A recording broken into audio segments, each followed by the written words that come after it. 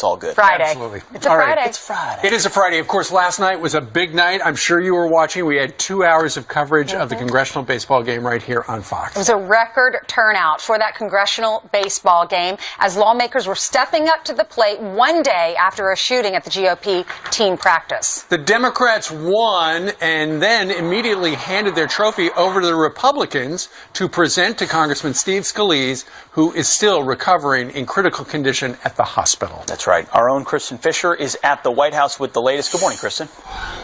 Good morning, Steve Ainsley and Pete. Well, you know, President Trump wanted to attend last night's game, but the White House says that he wasn't able to because there wasn't enough time for the Secret Service to fully secure Nats Park. So he left this video message instead, which played right before the opening pitch. Playing tonight, you are showing the world that we will not be intimidated by threats, acts of violence, or assaults on our democracy. On this special night, I leave you with 3 great American words that for generations have torn down barriers, built bridges of unity, and defied those who have sought to pull us apart. Ladies and gentlemen, let's play ball. Now, the game started with one of the most moving moments of the night. One of the Capitol police officers wounded in the shooting used crutches to step to the pitcher's mound and throw the ceremonial first pitch. You know, for these members of Congress to play ball just one day after one of their own was shot in practice, it really was an incredibly emotional night here in Washington. Almost 25,000 people attended, a record, and more than $1 million was raised in charity, for charity, also a record. Ivanka Trump also presented a $50,000 check from the Friends in the Trump administration. In the end, Democrats won 11-2, but after they were presented the winning trophy, they gave it back to the Republican team to put in Congressman Scalise's office, who remains in critical condition at the hospital. And you know, every year since 1909, this game has been all about building bipartisanship.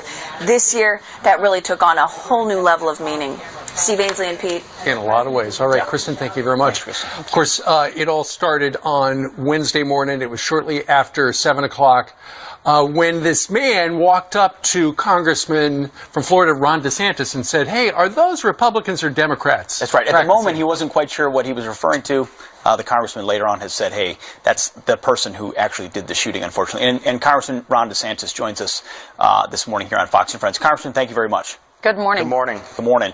So, you know, all of us watched the baseball game last night, fixed on it, love the sort of America coming together, praying at second base. It's all important. It's what we ought do and need to do.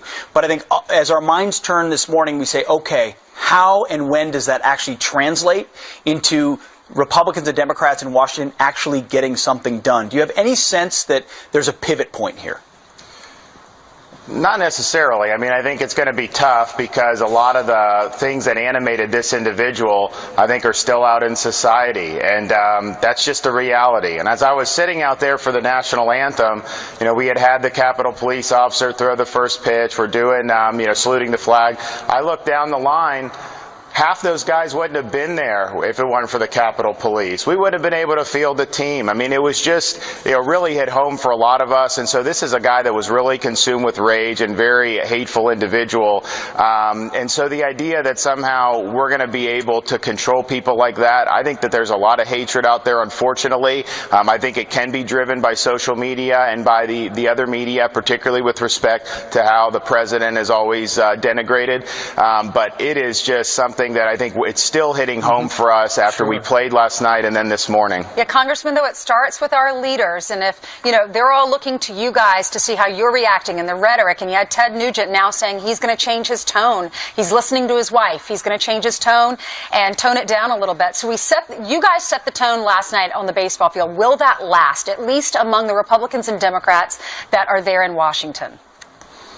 I hope so. I've always taken it as, you know, you have these tough debates, be strong, be principled, but don't use it to kind of assassinate someone's character. One, because that's not really the way you should do this stuff. But two, you also have to think, whatever debate we're having now, We may have a different debate 6 months from now, and someone that you're attacking, you may not want to work with on some issue. So why would you want to burn bridges? So from a congressional perspective, having healthy relationships, I think benefits you. I think it benefits your ability to serve the district. It doesn't mean we have to agree on anything, and we're not going to agree on anything. I mean, I'm just not going to agree with Nancy Pelosi. She's a San Francisco liberal. I'm not. That's just the reality. But I think we can do it kind of in the field of intellectual combat, where we're going back and forth about ideas rather than about character assassination and dehumanizing our opponents. So it sounds like, Congressman, you're saying on Capitol Hill, maybe you get back to, okay, we can disagree about issues, but you're not going to go back to the tactics of personal destruction, the politics of personal destruction. I hope not, and that's not the way I've ever operated. So I'm going to basically stand for conservative principles, limited government, that's just what I believe in, and we'll volley back and forth with folks who may have different views, and whatever can carry the day on the House floor, that's going to be the policy, and I think that's the way it should be. I mean, the Founding Fathers had very big, tough, robust debates, but I think they respected each other and understood that they had different perspectives, and that wasn't a cause to kind of view someone as somehow not part of the American family. All right. Congressman DeSantis, thank you very much for joining us. By the way, how'd you do last night on the game? I got a couple hits, but alas, not enough. That's I right. heard 2 of the 5 hits for the Republicans. Someone needs, you know. Yeah, well, we'll get them next year. What did happen, though? Because last year the Republicans won. That's it from here. John. Well, the sun don't shine on the same dog's patoot every day, so we're just going to have to get them next year. That's just the way it works. All right. That's the quote of the day. Thank you very much, guys. Thank you. Sir, appreciate it. Thank you. All right. Also, if you were watching last night on the Tucker's program, you saw that half the time they talked about what was going on with the baseball game, but then they were talking about the case of Otto Warmbier, who just a couple of days ago was released by North Korea, and I think it's safe to say there he was before he was released in appalling medical condition, where he is currently in a vegetative state. He has been flown back to his family, and there was a press conference yesterday, and essentially his father, Fred, who was wearing the same jacket that Otto was wearing in that image right there, was talking about how, President Trump got his son released. And, President Obama, that administration really did not have a good record when it came to hostage releases. Well, when we interviewed the mom and dad, they said, right here on Fox and Friends, they told me that the president told them to lay low. President Obama told them to lay low, not get involved. We're handling it. 18 months later, President Trump is in office, and then their son comes home. It's a total contrast of ways in engaging in the world, right? So President Obama, it's almost a metaphor for the entire policy. Right. Lay back, apologize, sit back, hope our adversaries do well by us. Instead, President Trump and his administration is proactive in saying, listen, this needs to happen. It needs to happen now. We're going to be aggressive about it. That's the kind of contrast that the father of Otto Warmbier brought out. And this is what he had to say. When Otto was first taken, we were advised by the past administration to take a low profile. Earlier this year, Cindy and I decided the time for strategic patience was over. And we made a few media appearances and traveled to Washington to meet with Ambassador Joe Yoon at the State Department. It is my understanding that Ambassador Yoon and his team, at the direction of the President, aggressively pursued resolution of the situation. The question is, do I think the past administration could have done more? I think the results speak for themselves. Imagine being the father and hearing strategic patience. And then hearing the Trump administration saying it's over. Right. What a breath of fresh air when you feel like you've got a leader fighting for your child. Exactly. Your child in another country, and the president's telling you to lay low. How, as a parent, can you ever do that? 15 years hard labor? Yeah, no kidding. And, of course, the North Koreans are saying the reason he's in this vegetative state is because of botulism. And his doctors here in the United States have examined him and say, we don't know where they're coming up with that because we have absolutely zero traces of that in his blood. Absolutely. I mean, it's a terrible story. It's a horrible story, but the best part about it is he's free because someone took initiative and said, this is an American that we care about. We're going to get him back. Anyway, the Trump angle and how President Trump was instrumental in that played down on the other networks. Shocking. You just wonder, though, when your child is held captive in another country and then they come back and they're in a vegetative state, if something had been done sooner, if the child had come home sooner, would he be in this state? And all you want to know is that the leaders of your country are going to care about your son as much as you do in that particular instance. And thankfully, he's back. Wish him well. All right, let's hand it over to Jillian, who has some headlines on this Friday. That's right. Good Friday morning to you guys, To you too. to you at home as well. We do start with some breaking news right now, and this is breaking overnight. Russia taking credit for killing the leader of ISIS. The country's defense ministry claiming that Abu Bakr al-Baghdadi and 30 ISIS commanders died in an airstrike in the Syrian city of Raqqa late last month. But the top U.S. military spokesman in Baghdad tells Fox News they have no evidence to support Russia's claim. Judicial Watch threatening a lawsuit against the FBI centered around former Director James Comey. The watchdog group claims the Bureau has a legal responsibility to hand over records they claim Comey unlawfully removed from the FBI. Now, that includes a memo about a meeting with President Trump that Comey admits to leaking to the media. And speaking of James Comey, he's getting support from an unlikely source, Russian President Vladimir Putin making him an offer if he finds himself in trouble with the election hacking probe. He faces certain consequences after this, and so on. We will be ready to provide him with a political asylum in Russia. He should know this. Putin went on to compare James Comey to NSA leaker Edward Snowden. That's a look at your headlines on this Friday morning. Back to you guys. Okay, so He's think offering that's him going to asylum. happen? Yeah, if you can't live in the United States anymore, Mr. Comey, come to Russia. Be a communist. Probably. No, I don't think that's going to happen, Stumpy. I That's don't your think question. so. All right. Sense of humor. Meanwhile. All right. Well, good news for illegals living out west. They're getting even more protection funded by you, the taxpayer. And Todd Pyro is having breakfast with friends down in Miami Springs, Florida. Hey, Todd.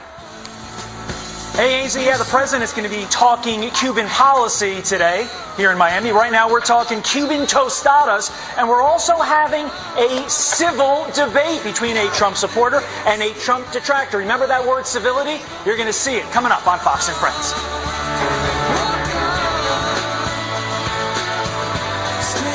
4/7, Channel 115.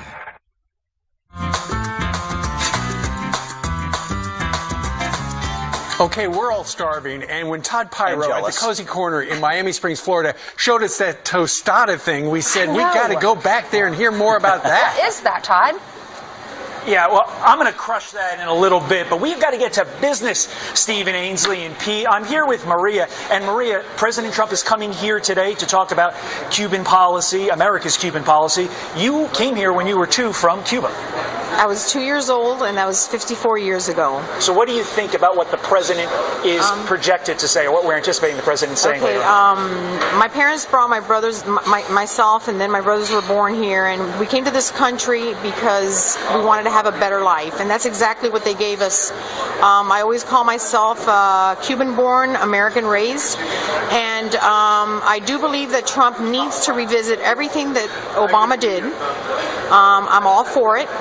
And quite frankly, I trust him because I really, really think that his interest is really to make our country great again, make it a better country than what it is today. Maria, thank you very much for your time. Now we're going to head on over here where the Cuban toasts are by Zachary and Gary. First of all, Zachary, what do you do? Because I love how it ties into what we're talking about.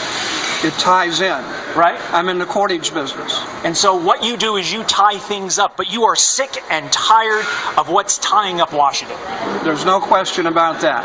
Talk to me about that. Both sides need to get together. Both sides need to work with each other. They need to open channels of communication. They ought to stop the rhetoric and start running our country instead of only what's good for their party. Now, why are you a Trump supporter? I think we are more likely to get where I'm trying to put us with Trump. That's why. Now, Gary? Oh, there's another reason. Oh, please, sir, Zachary. I think one of the main things I like about Trump from the get-go was you can't buy him. Okay. I don't think he can be bought. Now we got to go to Gary, because Gary, you are not a Trump supporter. Talk to me. No. Why? And regarding his comment, I think he can be bought. I think he's proven that. But the bottom line is, my concern is his rollback of oversight, the Paris Accords. My concern is lack of leadership, or the leadership he seems to be not providing at this point, because you don't know from one day to the next where he's going or what he's going to do. And that does nothing to help us. All right. How do you respond? Quick. I don't agree with any of that. But what I love is the fact that even though you don't agree, you guys are breakfast friends. We're having breakfast friends right now. You talk, not beating each other up. Not yet. Not yet. Well, not yet. Not yet. Not yet. Not yet. That got a laughter, but Wait till the camera's up. But the joke is, you know, this is serious business, but you guys are having fun. You're good friends. Thank you guys for your time. Thank you, Marie, for your time. Send it on back to New York. Civil discourse. Yeah, at this point, we take a commercial. Right. Right. It's like in the commercial breaks here. Make sure the cameras roll, though. I love a hockey game because I like a good fight. You do. I do. But they're civil. They're having a good time. I'm kidding. Yes. All right, huge program still ahead. Counselor to the President, Kellyanne Conway, is going to join us live from the White House in moments. But first, Larry the Cable Guy is making his return in the newest installment of Cars. And the comedian is here to talk about his role next. There he is. There's a reason why. Good luck out there. You're gonna need it. I decide when I'm done. You are not winning this. I'm coming for you, Storm. Oh, yeah. I've seen Cars 1 and Cars 2. The star of Cars 3, Larry the Cable Guy, here now with us this morning. Good morning. Hey. How are you? And just like the movie, you're animated. I know. Exactly. That looked good, didn't it? It did look good. It's fantastic. It looks so good. Tell us what your role is in Cars 3. I will. I got to tell you, I'm a little thrown off. I just got a text from Anthony Weiner, and I'm kind of scared to open tonight. I don't know if I should open it. Maybe I should wait till after I'm done. I'll just put that right there. Trying to freak me out there. Now, Every time I come, I'm sitting next to you. Every time I come to town, he sends me something. Your shirt says Tomater. It does say Tomater, and good. Here's the good news for you. I've been wearing this shirt now 3 days in a row. So, I can tell. Larry, that's your character, isn't it? Tomater? No, this is my character, the lovable little tow truck. I love playing that part. And the cool thing about it, I didn't have to... John Lasseter heard my voice way back in 2002, 2003, and he said, that's my tow truck. They sent me a fax, and they said, yeah, said, something about you want to be our tow truck in this movie. And I'm thinking, this Pixar movie? Really? When do I go to audition? And my manager goes, no, they go give you the part. And I go, get out of here, really? How awesome is that? So what did you have to do? Did you go, I see the commercials of people doing animations. It's like you're in a studio, you're wearing the earphone, you've got the microphone in front of you. How long does it take to do the whole movie? Well, the first one, you know, was I'd never done it before. So 10 trips to Emeryville. 4-hour sessions. Wow. Really? Are you watching the movie as you No, voice you it? don't see anything. You just see John Lasseter. It was really funny because the first time I ever did it, I went over there and he says, tells me the scene. Right. And I'm thinking, boy, I don't know. I'm thinking, should I play this kind of... No, be you. I want you to do what you do. And so my first line, I just go like this. I go, okay. My name's Mater, like tomato without the tuh. And he goes, that's it. And I'm like going, in my head, I'm going, I didn't do anything. But all I did was read it. You nailed the character, and in fact, we've got a little clip it from your movie. Here's Larry the Cable Guy in Cars 3. I love Mater. That's the way it's done. It's a lot of fun. Bump, bump, lifting my funk, making sculptures out of junk. What's that? There we go. Somebody's interrupting genius. Well, hey there, buddy. Mater. You know, I was just thinking of you, and here you are looking right at me. You see me okay? 1 second there. Hold on. Let me see here. That better? Now, for anybody with kids, it's got to be cool that finally your kids think what you did is really cool. They really do. They love it. How old are your kids? 29 and 30. They're a little finally cool. They're about to get out of the house, though. I mean, there's nothing odd about that, is there? No, they're 8 and 9, or 9 and 10. Oh, and yeah, I got to check their Facebook, but I think it's 8 and 9. But no, they do. I mean, it is pretty cool. And I'll tell you what's even cooler. And this is one of the reasons why I love doing it, because I love kids, you know, and people. And so it's cool because I'll be going somewhere and you'll see the parents go. They'll have little kids and they'll go, hey, that's Larry the Cable Guy. You know who Larry the Cable Guy is? And they kind of look and I walk up and I'll go, hey, how you doing, buddy? My name is Mater. And they go, wow, yeah. And they freak out. I mean, it's the coolest thing ever. I love doing it. That's so great. It's great. You mentioned your kids, so they're probably on your Obamacare plan. You said you recently had a trip to the doctor, right? Well, you got to ruin everything. Yeah, well, I got to say, had that golf tournament with Ducey. Yeah, we were down in Oklahoma for the Folds of Honor tournament. And it was that's a great charity event. Raised a lot of money. But, you know, I mean, you get sore and you throw stuff out, and I don't know what I threw out. So I go to the doctor. But I always find it's funny when I go to the doctor, I always see something different. Yeah. So I walk in there, and I see a 6-7-month-old kid with glasses on. Thinking, how do they know that a 7-month-old kid needs glasses? Right. You know what? You go to breastfeed and wind up on the nose. You know what I mean? How do they know? I don't get it. So then I'm in there, and this lady comes in there, and she had to be 4'10", 300. And she walks in there, my stomach.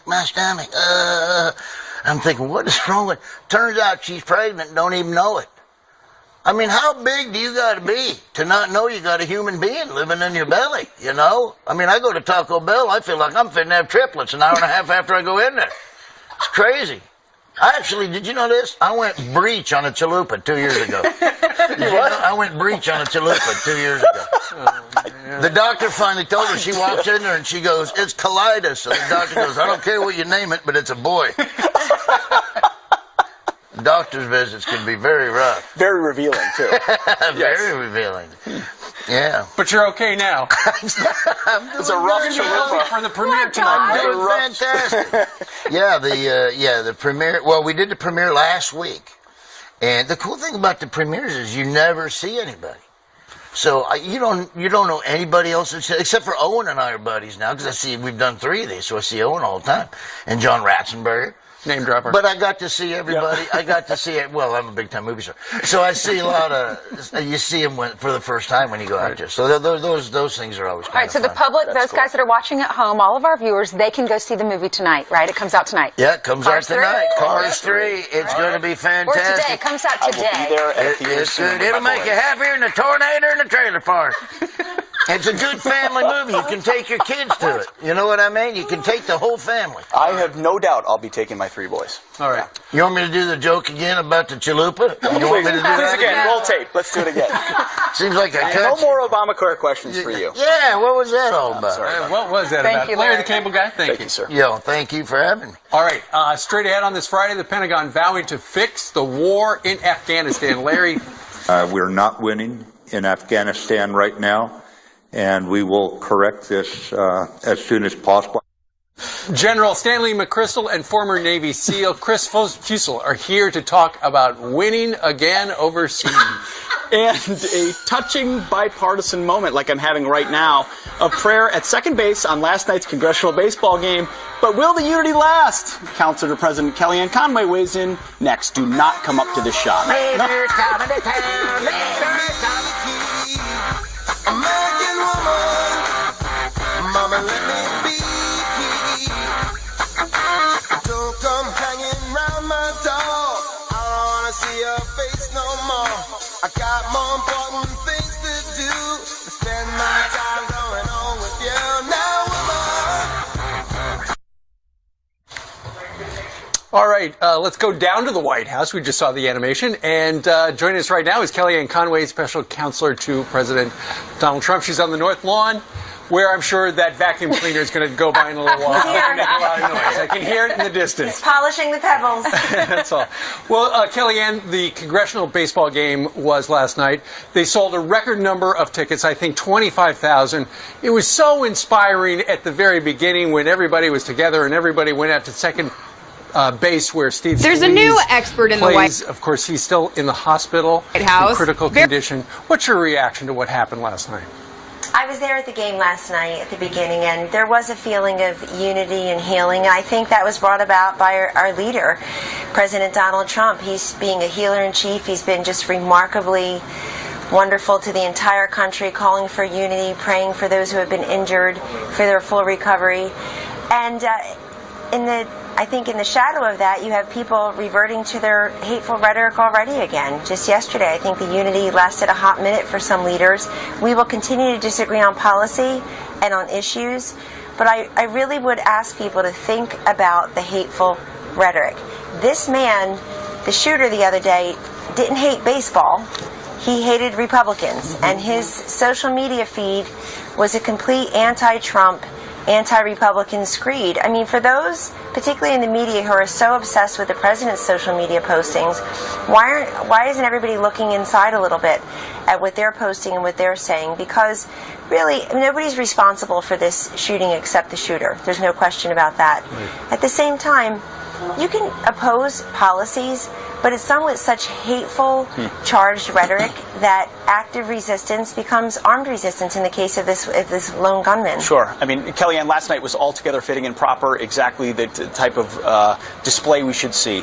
Do you feel like, however, amongst Democratic leaders in this country, enough is being done to say, tone it down, stop it.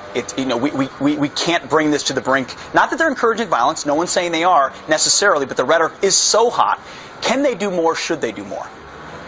I heard the Republican leaders say it last night in an interview on a different network. You had Leader McConnell and Speaker Ryan saying exactly that, and that they work together every day with their Democratic colleagues. They often disagree. We can't seem to get Democratic votes for very much. We certainly welcome them for all of our policies. But at the same time, you had Leader Pelosi yesterday pointing the finger already. 2 days ago, she said she, quote, prays for, she hopes for the success of Donald Trump's presidency, and yesterday she was pointing fingers again. So I do think some people are unloading their shame and their guilt in a call for toning down the toxicity and the rhetoric. But I did a really clever thing. I went back and looked at exactly what was being discussed on all the TV shows except yours at 7:09 a.m.